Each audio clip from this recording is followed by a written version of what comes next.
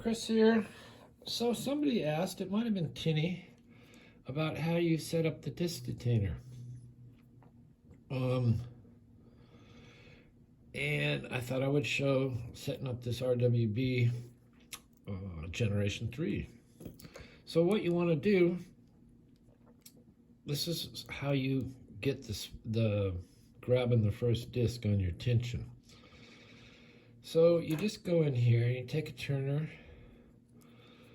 and you see how I've turned it 90 degrees, and you see that little ledge in there? I think you can see it. So that ledge is going to tell you how deep this wants to be.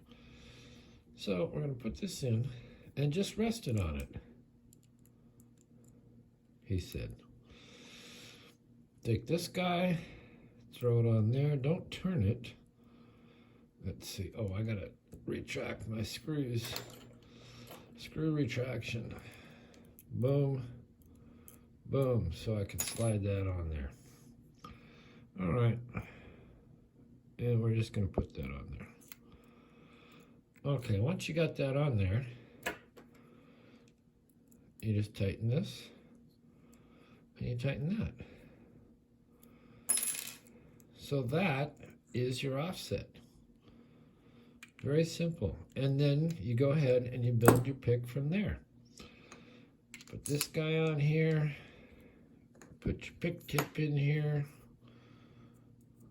slap that thing in there, boom, boom, boom. Tighten it down, and tighten it down where you want your gauge. So very simple. And you want to do it basically the same thing with, if you're using a Sparrows, you want to do the same thing. Do we have a disc that we could do? Probably. We're going to use this really tough one here. So this, you just go in, I think we can just use anything. Where's the rook knight? And just turn the first one. Just the first one. And you see how it makes a thing, and if you didn't have a tip in there, you could just rest it on there. But that's how you can test it. So there you go, Tinny or whomever asked about that. What else? Oh, I got some more alloys coming. I think one might be coming this morning or this afternoon. Also, funny story this morning, Slinky and I are outside, and we're having coffee, and we're watching our videos. We're watching our Luck Chucks and our Brett Sucks and commenting. And the imposter cat next door to the east, which looks just like Slinky, but if you really look, it's like, oh no, that's wrong. That cat doesn't, that's not pretty like Slinky. Anyway, it caught him. It caught a mouse or one of the rats. I thought, oh, good job. So it's tussling with it. Slinky catches him, and that's all she wrote. But this one is not very good. And so Slinky and I are just sort of paying attention. We're looking over there. And then the evil cat from the west comes over, jumps over the wall. And of course, Slinky she don't play with that. And she charged him and backed him off. Then I called Slinky back, and we got her back. And then, I don't know, things quieted down, and a little bit later we heard some crunching on the leaves. And I thought, okay, now what's happening? Well, it was the possum, and the possum was visiting. So I thought that was very cool.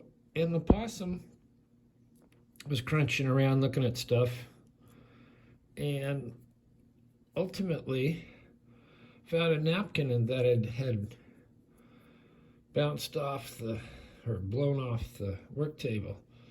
And I thought, you know, it's playing with it, and I thought, oh, don't eat that. You don't eat that.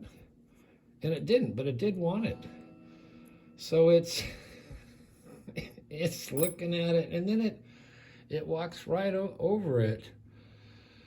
And it takes its tail, which is, they have prehensile tails, meaning they can grab and curl around stuff, it takes its tail, wraps the napkin up in its tail, and wanders around with it, just, you know, holding it that way. I thought, oh, maybe it's going to do a nest. So anyway, I thought that was very funny. Cute little possum with that little tail and the napkin just like this, just wrapped up in the tail. And it's walking around. Anyway, that's a bit it from me until we see if we get another abloy, which is going to be kind of an interesting one, a cutaway. And so if I get that, I could show some more abloy stuff. All right, thanks for watching. We will see you next time.